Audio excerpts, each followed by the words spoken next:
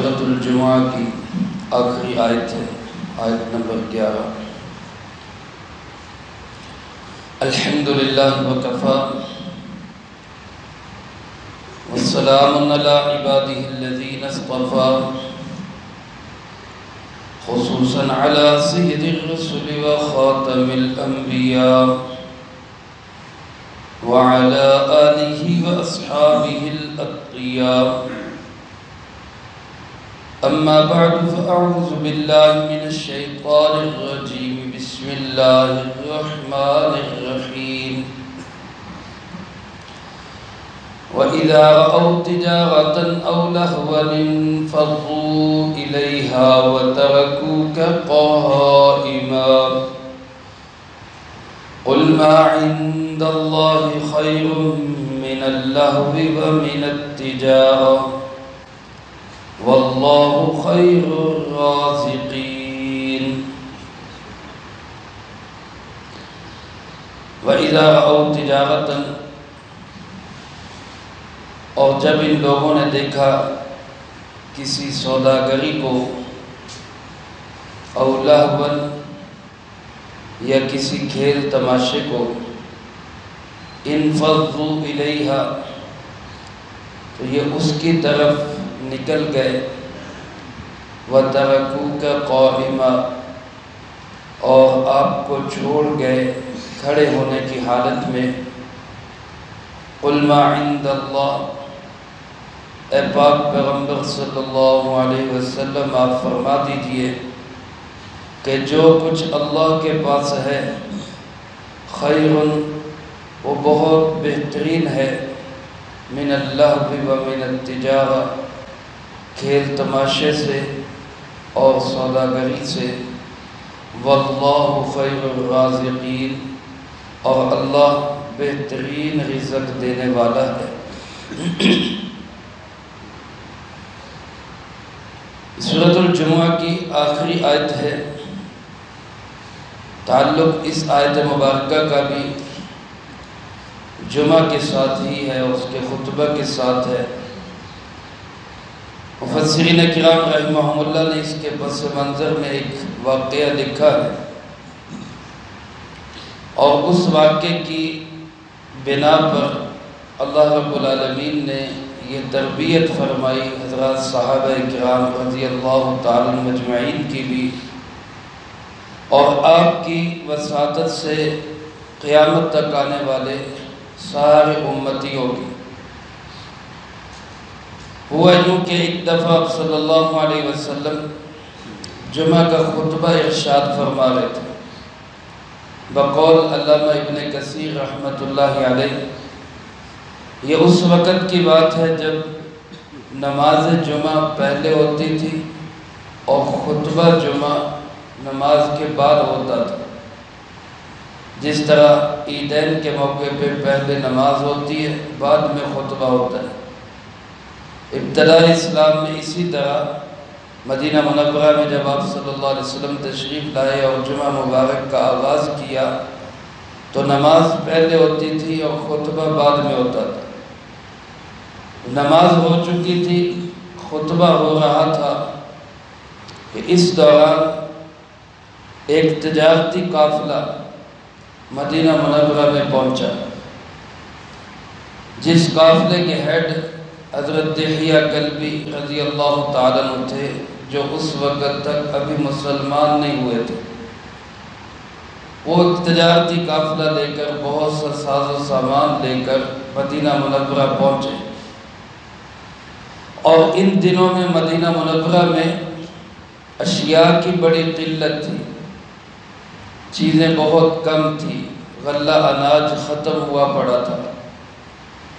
یہ جب اپنا قافلہ واپس لے کر پہنچے تو چونکہ مسلمان تو تھے نہیں، اپنے رسم و رواج کے مطابق انہوں نے قافلے کے اعلان کے لیے ڈھول ڈمکا اور باجا گانا بھی کیا، تاکہ لوگوں کو پتہ چل جائے کہ قافلہ آ گیا۔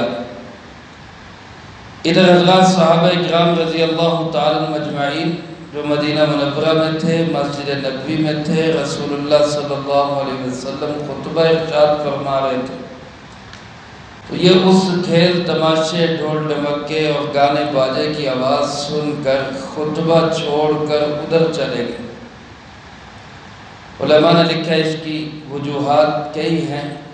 ایک تو وجہ یہ کہ ابتدائی اسلام تھی، بعض لوگوں نے سمجھا کہ نماز تو پڑھ لی ہے، خطبے کا سننا اتنا ضروری نہیں۔ دوسری وجہ یہ کہ اشیاء کی قلت تھی، قحط سالی تھی، تو قافلہ آیا تو لوگ اپنی اپنی ضروریات کے لیے بھی محتاج تھے، اس لیے بھی وہ فوراً نکل گئے۔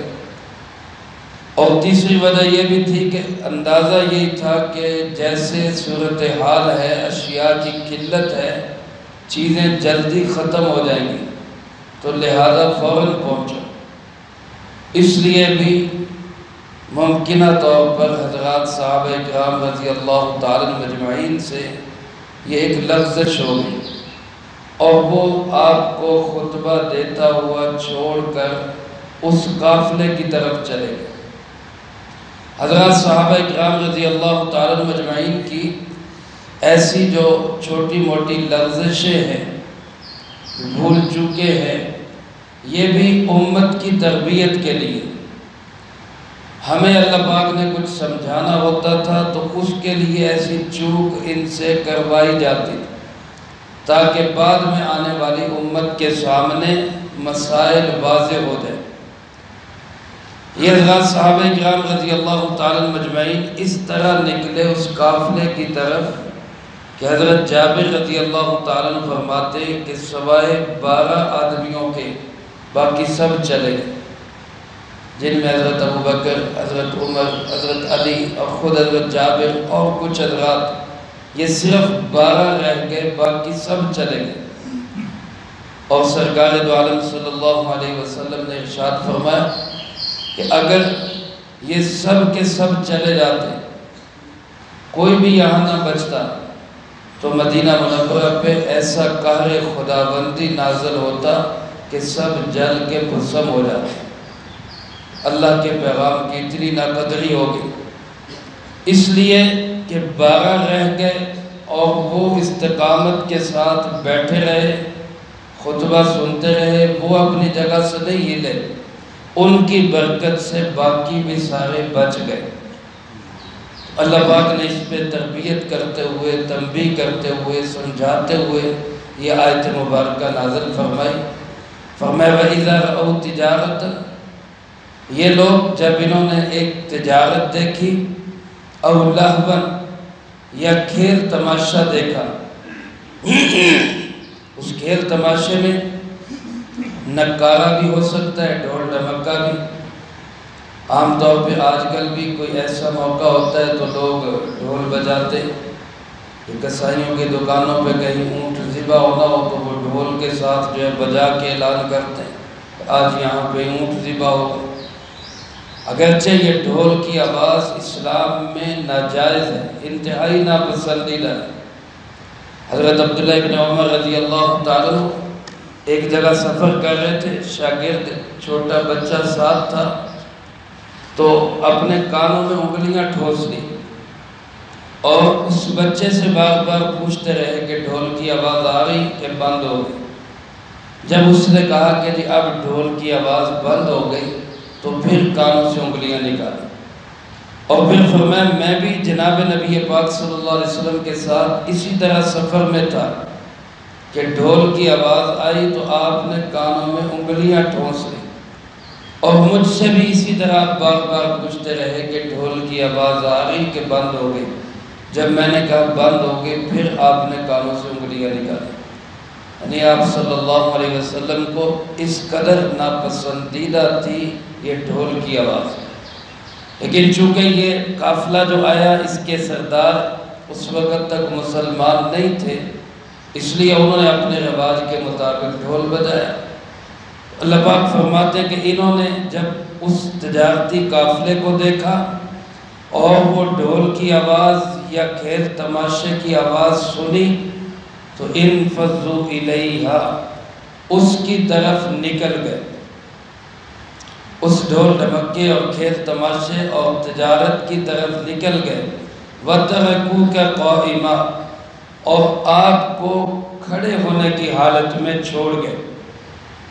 علماء نے لکھا اس قائمہ کے لفظ سے پتہ چلتا ہے کہ جمعہ کا یا عیدین کا خطبہ کھڑے ہو کر ہوگا، بیٹھ کے خطبہ نہیں ہو سکتا۔ مروان کے زمانے میں اس کے کسی گورنر نے بیٹھ کے خطبہ دینا شروع کیا تو ایک صحابی کعب بن عجرہ رضی اللہ تعالیٰ عنہ، انہوں نے بڑی سخت الفاظ میں اس کی مذمت کی، اس بات کا لحاظ کیے بغیر کہ یہ گورنر ہے۔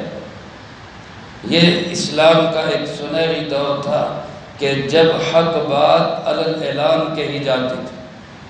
حضرت کعب بن عجرہ رضی اللہ تعالیٰ نے فرمایا کہ اس کو دیکھو، نہ اس کو کوئی عذر ہے نہ مجبوری ہے، اور یہ بیٹھ کے خطبہ دے رہا ہے، حالانکہ میں نے جناب نبی پاک صلی اللہ علیہ وسلم کو ہمیشہ کھڑے ہو کے خطبہ دیتے ارشاد سنایا، آپ کھڑے ہو کے خطبہ دیا کرتے تھے۔ تو بغیر عذر کے بیٹھ کے خطبہ دینے کی اجازت نہیں ہے، اگر عذر ہو تو پھر کسی اور کو مقرر کرتے ہیں۔ خطبہ جمعہ کا ہو یا عیدین کا ہو، یہ خطبہ کھڑے ہو کر ہی ہوگا۔ فرمایا کہ یہ لوگ اس تجارت کی طرف اور اس کھیل تماشے کی طرف نکل گئے اور آپ کو کھڑا چھوڑ گئے۔ یاد رکھیں یہاں اللہ پاک نے نہیں بتایا کہ کوئی رہ بھی گیا کہ نہیں، لیکن احادیث میں موجود ہے کہ 12 لوگ رہ گئے تھے، باقی سب نکل گئے تھے۔ تو اللہ پاک نے ان کو تنبیہ کرتے ہوئے فرمایا، قل اے پاک پیغمبر صلی اللہ علیہ وسلم ان کو فرما دے، ما عند اللہ خیر، تم تو گئے تھے اس لیے کھیل تماشا دیکھیں، یا تم تو گئے تھے اس لیے کہ ہم جا کے کوئی تجارت کریں، کوئی سامان خرید لیں، کوئی اپنی ضروریات زندگی خرید لیں؟ فرمایا یاد رکھو یہ ضروریات زندگی، یہ کھیل تماشا، یہ ناقص ہے، اور جو اللہ کے پاس ہے وہ بہت بہترین چیز ہے۔ ما عند اللہ خیر، جو کچھ اللہ کے پاس ہے اللہ پہ یقین کرنا چاہیے، اس پہ توکل بھروسہ کر کے ایک حکم ہو رہا ہے مسجد کے اندر خطبہ ہو رہا ہے، اس میں متوجہ اور مشغول رہنا چاہیے تھا، بنسبت اس کے کہ آپ اس کو چھوڑ کے دوسری طرف چلیں۔ آج میرے عزیز دوستو اگر ہم غور کریں، عمومی زندگی کے اندر ہمارا رجحان کھیل تماشوں کی طرف زیادہ ہے اور دین کی طرف کم ہے۔ آج اگر تراویح کے وقت میں کہیں اعلان ہوتا ہے کہ جناب فلاں جگہ پہ جشن ہوگا، تو اس جشن کے لیے تو لوگوں کے پاس جانے کا وقت بھی ہے، تھکاوٹ بھی کوئی نہیں، نیند بھی کوئی نہیں، اور دھڑلے سے جائیں گے بھی، لیکن وہی اعلان ہوتا ہے کہ بھائی آؤ آ کے اللہ کے گھر میں نماز پڑھ لو، تراویح پڑھ لو، تو تھکاوٹ بھی ہو جاتی ہے، نیند بھی آنے لگ جاتی ہے، عذر بھی کئی آ جاتے ہیں۔ اس کا مطلب ہے کہ ہم نے دین کو اہمیت نہیں دی، بلکہ ہم نے کھیل تماشے کو اہمیت دی۔ یہ ایک مثال دے رہا ہوں، اس کے علاوہ سینکڑوں مثالیں۔ ہماری عمومی حالت یہ بن گئی، آج کھیل تماشے کی طرف ہمارا ذہن زیادہ جاتا ہے، دین کی طرف کم جاتا ہے۔ آج لوگوں کہنا یار اجتماع ہو رہا ہے، رائمنڈ چلے اجتماع کے لیے، تو محنت کر کر کے منتیں کر کر کے تھک جاتے، بھائی یار جانا ہے اور جانا ہے، لوگ آتے ہی نہیں۔ اور دوسری طرف یا بس کھڑی کر دیں کہ بھائی جھولے لال پہ جانا ہے تو سارے تیار، وہ کھیل تماشا ڈھول ڈھمکا، اس کے لیے وقت بھی ہے، پیسہ بھی ہے، اور اس کے لیے سارا جو ہے وہ اپنا حتیٰ کہ خواتین تک کو بھی بھیج دیتے، اللہ پاک معاف فرمائے۔ اور ادھر جب دین کی بات کہی جاتی ہے تو وقت ہی کوئی نہیں جی، ٹائم ہی کوئی نہیں جی، فلاں مجبوری ہے جی، پیسہ کوئی نہیں جی، دہاڑی نہیں لگ رہی جی، وہ ساری مجبوریاں سامنے آ جاتی۔ اس کا مطلب ہے کہ کھیل تماشے کو اہمیت دے رہے، دین کی کوئی اہمیت نہیں، قرآن کی کوئی اہمیت نہیں، اللہ اس کے رسول صلی اللہ علیہ وسلم کی کوئی اہمیت نہیں۔ اللہ ہماری اس غلط سوچ کو ٹھیک کر دے، اور اللہ ہمیں دین کا شوق نصیب فرما دے۔ تو عمومی حالات میں یہاں بیان ہو رہا ہو، کسی کا موبائل ہی بجنے لگ جائے تو وہ بیان چھوڑ کے موبائل سننے چلا جاتا، بھائی اتنی کال سے کوئی ایمرجنسی آ گئی، کوئی آفت آ گئی، تھوڑا انتظار کر دو، 10-15 منٹ کی بات ہے، چلو جی میں بعد میں سن لوں۔ مقصد کیا کہ جناب دین کی اہمیت نہیں، اس کھیل تماشے کی اہمیت ہے۔ بھائیو ہمیں اپنی سوچ اور فکر کو بدلنا ہے۔ اللہ نے یہ ہمارے لیے آیت نازل فرمائی، ہمیں کہا ہے کہ ما عند اللہ، جو کچھ اللہ کے پاس ہے، خیر من اللہو و من التجارہ، وہ کھیل تماشے اور سوداگری اور تجارت سے بہت بہترین ہے۔ اس کو اللہ پاک نے یہ بھی نہیں فرمایا کہ برابر ہے، بلکہ فرمایا خیر، بہترین ہے۔ اور کتنا بہترین ہے یہ اللہ پاک نے یہ بھی بیان نہیں کیا، اتنا بہترین ہے کہ اللہ تو بیان کر دے لیکن تم سن نہیں سکتے۔ جس چیز کو اللہ فرما رہے بہترین، خیر، علماء فرماتے ہیں یہ جو خیر کا لفظ ہے اس کا صحیح مفہوم ہم ادا کر ہی نہیں سکتے، صرف سمجھانے کے لیے کہہ دیتے ہیں بہترین۔ کتنا اچھا ہے، کتنا بہتر ہے، کتنا بھلا ہے، اس کو اللہ ہی جانتا ہے۔ اس لیے فرمایا کہ یہ جو تم جس چیز کے لیے دین کو چھوڑ کے جا رہے ہو، جس چیز کے لیے اللہ اس کے رسول کو چھوڑ کے جا رہے ہو، وہ ناقص ہے، وہ ناپائیدار ہے، اس کی کوئی حقیقت نہیں ہے۔ وہ کھیل تماشا ہو، وہ تجارت ہو، اس کی کوئی حیثیت نہیں ہے۔ جو اللہ کے پاس ہے وہ بڑا بہترین ہے، اس کی طرف آؤ۔ اور فرمایا واللہ خیر الرازقین، رزق کے جتنے بھی اسباب ہیں، رازق تو صرف اللہ ہے، رازق صرف کون ہے؟ لیکن یہاں اللہ پاک نے رازقین جمع کا لفظ بولا ہے، رزق دینے والے۔ اب رزق دینے والے کون ہیں؟ وہ تو اور کوئی نہیں اللہ کے سوا، لیکن یہاں جمع کا لفظ علماء فرماتے اس لیے بولا کہ لوگوں کی سوچ ہے مجھے دکان رزق دیتی ہے، لوگوں کی سوچ ہے مجھے کاروبار رزق دیتا ہے، لوگوں کی سوچ ہے کہ مجھے زمین رزق دیتی ہے، لوگوں کی سوچ ہے میری ملازمت، میرے والدین میرا رازق ہے۔ اللہ پاک فرماتے ہیں یہ رزق دینے کے جتنے اسباب تمہیں نظر آتے ہیں، ان سب میں بہترین رزق دینے والا کون ہے؟ اللہ ہے۔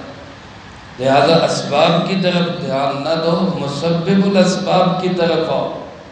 ان چیزوں کی طرف دھیان نہ دو، چیزوں کے رب کی طرف آؤ۔ اصل میں رزق دینے والا صرف کون ہے؟ اللہ ہے، اور وہ بہترین رزق دینے والا۔